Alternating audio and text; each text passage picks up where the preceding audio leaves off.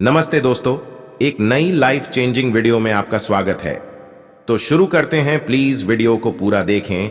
महात्मा गौतम बुद्ध जी का अनादर ना करें। वीडियो के एंड तक बने रहिए और यूट्यूब चैनल को सब्सक्राइब करें।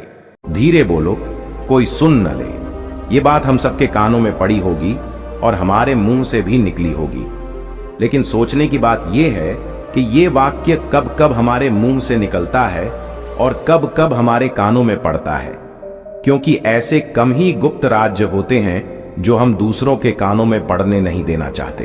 अक्सर परिवार में अशांति का कारण हम स्वयं ही होते हैं। हम इस बात को देख पाएं भले न देख पाएं, पर यह असल सत्य है, क्योंकि जाने अनजाने मूर्खतावश हम खुद ही अपनी वो बातें दूसरों को बता देते हैं जो हमें कभी नहीं बतानी चाहिए, और वही बातें जो जाने अनजाने हमने किसी दूसरे के सामने बता दी थी, वही हमारे दुख का कारण बन जाता है, वही हमारे झगड़े का कारण बन जाता है, और फिर बाद में हमें पछतावा होता है कि मुझे ये बात किसी को बतानी नहीं चाहिए थी। मेरी ही गलती हुई कि मैंने जाने अनजाने ये बात सभी को बता दी। इसीलिए आज की जो बोध कहानी मैं आपको सुनाने वाला हूं, उसे सुनने के बाद आपको 7 ऐसी बातें पता चलेंगी जो आपको कभी किसी को नहीं बतानी। ये जो 7 बातें हैं जो आपको किसी को नहीं बतानी, क्यों नहीं बतानी, इसके पीछे का तर्क भी मैं आपको दूंगा। और इन 7 बातों के अलावा अगर आपको लगता है कि कोई बात ऐसी है जो मुझसे छूट गई या मैं नहीं बता पाया, तो कमेंट सेक्शन में जरूर बताना। इससे पहले कि आप इस बोध कहानी में खो जाएं, इस चैनल को सब्सक्राइब जरूर कर लें। तो चलिए कहानी शुरू करते हैं। एक समय की बात है। एक नगर में गौरव नाम का एक युवक रहता था। वह युवक बहुत गरीब था, कुछ पैसा नहीं था उसके पास। 2 वक्त की दाल रोटी भी बड़ी मुश्किल से उसको नसीब होती थी। किसी काम की तलाश में दिन रात खोज करने पर भी उसे कोई काम नहीं मिल रहा था। फिर एक दिन उसने अपनी पत्नी के सामने अपनी सारी समस्या बता दी। उसने अपनी पत्नी को कहा कि मैं जिस जगह भी काम मांगने के लिए जाता हूं, तो हर कोई मुझे यह कहकर काम नहीं देता कि हमारे यहाँ काम की जरूरत नहीं है। मैं काम की तलाश कर करके थक चुका हूं। मुझे समझ नहीं आता कि मैं तुम लोगों का पेट कैसे भरूंगा, अपने बच्चों को कैसे पालूंगा, और यह चिंता मुझे दिन रात खाए जा रही है। यह सुनकर उसकी पत्नी ने कुछ सोचकर कहा कि तुम एक आदमी के पास एक बार ही काम मांगने के लिए जाते हो, और जब वह काम नहीं देता तो तुम दोबारा उसके पास जाते तक नहीं हो। अगर तुम्हें उनसे काम लेना है तो तुम्हें हमदर्दी जतानी होगी, तुम्हें उनसे हमदर्दी हासिल करनी होगी, अपनी गरीबी दिखानी होगी, ताकि वह लोग तुम्हारी मजबूरी समझकर तुम्हें काम पर रख लें। इसीलिए शर्म मत करो, उन्हें अपनी मजबूरी बताओ, अपनी गरीबी बताओ, और इसी उपाय से तुम काम पा सकते हो। यह बात गौरव के मस्तिष्क में बैठ गई और अगले दिन काम मांगने के लिए वह उसी सेठ के पास जा पहुंचा जहां पर वह पिछले दिन काम मांगने के लिए गया था। लेकिन इस बार उसने हाथ जोड़कर उस सेठ से प्रार्थना की, उससे विनती की कि वह बहुत गरीब है और उसे काम की बहुत आवश्यकता है। वह जो कुछ भी उसे देंगे उसमें संतुष्ट हो जाएगा, और कृपया करके मुझे अपने यहां काम पर रख लें। उसकी यह हालत देखकर उस सेठ ने उसे अपने यहां काम पर रख लिया। वह रोज वहां पर काम पर जाने लगा। अंदर ही अंदर वह खुश तो था कि उसे काम तो मिला, लेकिन उसे वेतन दूसरे लोगों से कम मिलता था। वही काम जो दूसरे लोग कर रहे थे, उन्हें ज्यादा वेतन मिल रहा था और इससे कम वेतन मिल रहा था। जब इस बारे में उसने अपने सेठ से कहा तो सेठ ने कहा कि देखो भाई, तुम्हें काम की जरूरत थी, मैंने तुम्हें काम दिया। मेरा धन्यवाद करने की बजाय तुम मुझसे शिकायत कर रहे हो, ये कैसी भलमासी है। ये सुनकर गौरव वहीं पर चुप हो गया। बात कहीं ना कहीं सत्य थी, सच थी। सेठ ने तो उसे उसकी मजबूरी के हिसाब से ही काम दिया था, और इसीलिए वह उसे अपने अनुसार ही वेतन देता था। लेकिन धीरे धीरे उसने यह बात अपने सगे संबंधियों और अपने दोस्तों को भी बताना शुरू कर दी कि उसका सेठ कैसा आदमी है और उसे कितना वेतन देता है। समय बीतता रहा और गौरव पूरी लगन के साथ अपना काम करता रहा। लेकिन अब परिस्थितियां बदलने लगी थीं। सेठ अब गौरव से दूसरे लोगों से ज्यादा काम लेता था और उनसे कम वेतन उसे देता था। यह बात गौरव के मन को बहुत खलती थी। वह दूसरों से ज्यादा मेहनत कर रहा है और उनसे कम वेतन पा रहा है। इससे उसके आत्मसम्मान को बहुत गहरी चोट पहुंची। अब धीरे धीरे उसका मन अपने काम से हटने लगा। उसका मन काम में लगता ही नहीं था। जाहिर सी बात है कि ऐसी जगह किसका मन लगेगा। जहां आदमी को अपने आत्मसम्मान के साथ समझौता करना पड़े। इसीलिए जल्द ही उसने अपना काम छोड़ दिया और वह घर पर आकर खा ली, बैठ गया। अब उसके पास घर का खर्चा चलाने के लिए भी पैसे नहीं बचे थे। इसीलिए उसने अपने सगे संबंधियों और अपने दोस्तों से सहायता मांगनी शुरू की। लेकिन उसके दोस्त उसके सामने तो उसे दया का पात्र समझते थे, उसे दिलासा देते थे, लेकिन पीछे से उसका मजाक उड़ाते थे। वह कहते कि कितना बेवकूफ है, सेठ ने इतना काम लिया और बेचारे को पैसे भी नहीं दिए। अरे हम इसको पैसे दे दें तो यह कल हमारा भी पैसा वापस कर पाएगा। इसकी ऐसी हालत है, काम तो इसके पास कुछ है नहीं, पैसा कहां से लाकर देगा। और इसी वजह से गौरव की हालत दिन ब दिन खराब होती जा रही थी। अब वह दिन रात तनाव में रहने लगा था। वही दोस्त, वही सगे संबंधी जो उसके अपने होने का दिखावा करते थे, वह उसे दया का पात्र समझ रहे थे। उन्हें उसके ऊपर तरस आ रहा था। सब लोग आकर उसे ध्यान तो बहुत देते थे, लेकिन कोई सहायता नहीं करता था। और अक्सर ऐसा ही होता है, ज्ञान देने वाले तो बहुत मिल जाते हैं, लेकिन मदद करने वाले, उंगली पकड़कर हाथ पकड़कर आगे चलाने वाले कितने लोग मिलते हैं। एक दिन उसे पता चला कि पड़ोस के गांव में एक बौद्ध भिक्षु आया हुआ है जो बहुत ही ज्ञानी है। गौरव इतना तनाव में था कि उसे कोई रास्ता नजर ही नहीं आ रहा था। इसीलिए जाने अनजाने वह उस बौद्ध भिक्षु के पास पहुंच जाता है। वहां पहुंचकर वह सीधे उनके पैरों में गिरकर रोने लग जाता है। वह रोते रोते उन्हें अपनी सारी परिस्थिति बताता है। उसे बताता है कि किस तरह उसके सेठ ने उसका फायदा उठाया और उसके सगे संबंधी उसके साथ कैसा व्यवहार रखते हैं। सारी बातें सुनकर बौद्ध भिक्षु ने उसे चुप कराते हुए कहा कि भंते, ये सारी समस्याएं तुम्हारी बुद्धिहीनता, तुम्हारी मूर्खता के कारण उत्पन्न हुई है। अगर तुम्हारे अंदर विवेक होता तो इनमें से एक भी समस्या तुम्हारे चित्त को दुखी नहीं कर सकती थी। लेकिन तुमने अपने अविवेक के कारण, अपनी मूर्खता के कारण खुद ही अपने रास्ते में कांटे बिछा दिए।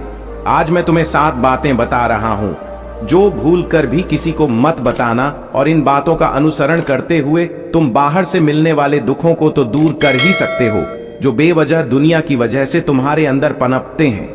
पहली बात जो किसी को नहीं बतानी चाहिए वह है अपनी मजबूरी।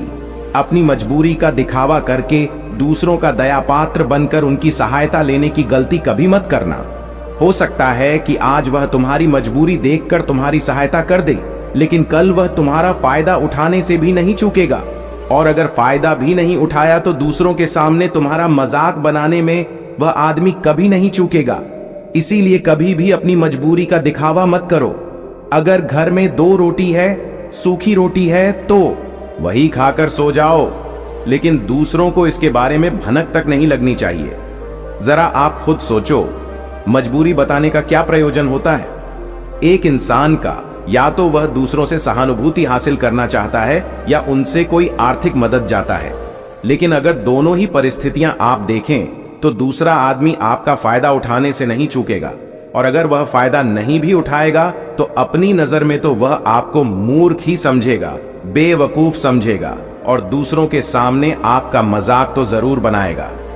इसीलिए अपनी मजबूरी के बारे में कभी किसी को मत बताना। दूसरी बात जो किसी को भी नहीं बतानी चाहिए वह है अपनी अतीत की गलतियां और भविष्य की रणनीतियां। जरा सोचो कि अगर हम अपने अतीत की गलतियां किसी दूसरे को बताते हैं तो उसका क्या प्रभाव होगा। वे गलतियां ठीक तो नहीं की जा सकती, जाहिर है, तो उन्हें बताने का क्या प्रयोजन रह जाता है।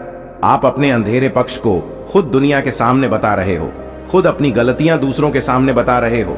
इससे उस आदमी की नजर में आपका एक चरित्र गठित हो जाएगा और वह भविष्य में हमेशा आपको उसी नजरिए से देखेगा। इसीलिए किसी भी आदमी की नजर में अपना चरित्र गठित मत होने दो, और जरा सोचो कि आप व्यर्थ में ही अपने भविष्य की रणनीतियां दूसरों के सामने बता रहे हो। जो लोग आपके काम का हिस्सा ही नहीं हैं, उनके सामने अपनी भविष्य की रणनीतियां, अपनी डींगे हाँकने का क्या फायदा। वह लोग आपकी सहायता तो नहीं करेंगे, लेकिन आपकी भविष्य की रणनीतियों में बाधा जरूर बन सकते हैं। आप खुद अपने विवेक का इस्तेमाल करिए और सोचिए कि आपके साथ भी ऐसा हुआ है कि आपने अपनी भविष्य की रणनीति किसी को बताई हो और वह कामयाब ही ना हुई हो। जरूर हुआ होगा, जरा गौर से सोचिए। तीसरी बात, जो किसी को नहीं बतानी चाहिए वह है अपने घर की बातें। जो भी हमारे घर के अंदर आपस में बातचीत होती है, हमारे माँ बाप के साथ, हमारी पत्नी के साथ, हमारे बच्चों के साथ, वह बातें परिवार तक ही सीमित रहनी चाहिए।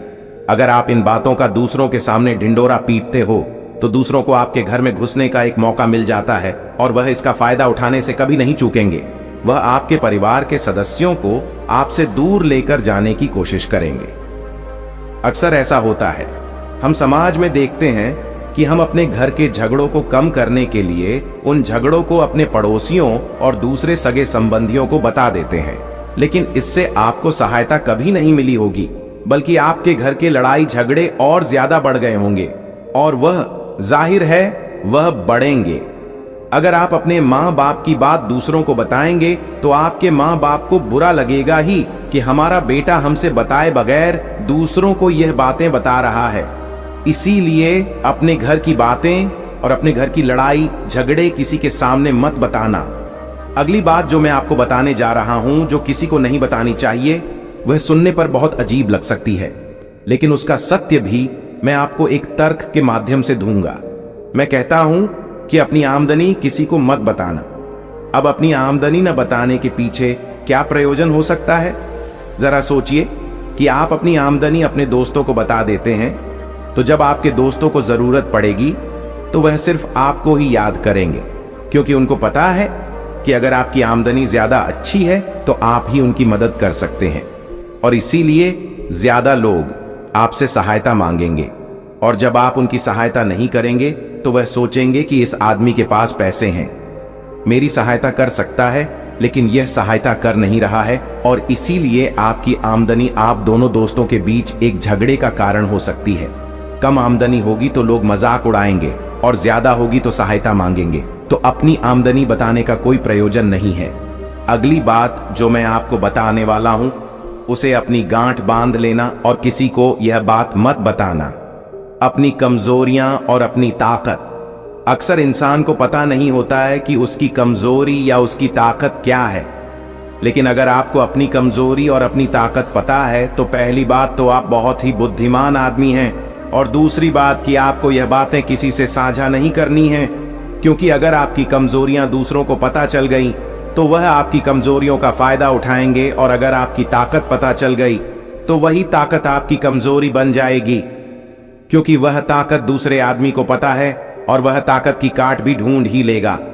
अपनी कमजोरी और अपनी ताकत अपनी पत्नी या अपने पति को भी नहीं बतानी चाहिए, क्योंकि इसके बाद आपको घर में उनसे हमेशा दबकर रहना पड़ेगा।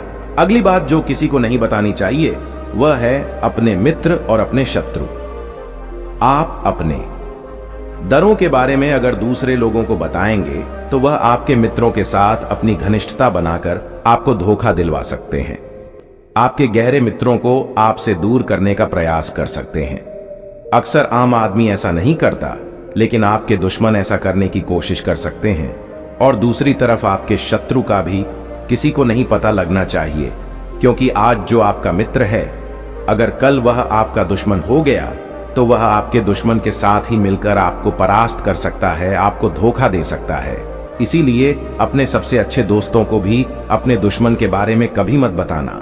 अगली और आखिरी बात कहना चाहता हूं कि जब तुम दान करते हो तो दान के बारे में भी किसी को मत बताना, नहीं तो दान करना व्यर्थ हो जाता है, बेकार हो जाता है। जब आप अपने दान का ढिंडोरा पीटते हो तो आप ये बता रहे हो कि मैं कितना बड़ा दानी पुरुष हूं, एंड ये आपके अंदर एक अहंकार निर्मित करेगा। इसीलिए दान गुप्त रूप से किया जाए उतना ही अच्छा होता है, उतना ही फलदायी होता है। जब आपका बायां हाथ दान कर रहा हो तो दाएं हाथ को बिना पता चले कि बायां हाथ दान कर रहा है। ये 7 बातें जो बौद्ध भिक्षु ने गौरव को बताई, इनमें संसार के सभी सिद्धांत छिपे हुए हैं। इन बातों का अनुसरण करते हुए आप अपने घर में सुख शांति बना सकते हैं और घर के झगड़े हमेशा के लिए दूर कर सकते हैं। आप इन बातों के बारे में अपने विवेक से भी सोचेंगे तो आपको ये बातें सच मालूम पड़ेंगी, और हमारा कहानी सुनाने का मकसद यही है कि आपका विवेक जागृत हो। आप खुद उन बातों के बारे में सोचें जो हम आपको बता रहे हैं, और अगर हम गलत हैं तो आप कमेंट सेक्शन में वह बात जरूर बताएं जिस पर हम गलत हैं। और इनके अलावा भी अगर आप कुछ जानते हैं तो उन बातों को भी कमेंट सेक्शन में जरूर डालें। तो दोस्तों, कैसी लगी आपको ये कहानी कमेंट सेक्शन में जरूर बताना, और अच्छी लगी तो इस चैनल को सब्सक्राइब जरूर कर लेना। तो मिलते हैं अगली कहानी में, तब तक के लिए अपना ख्याल रखें। नमो बुद्धाय।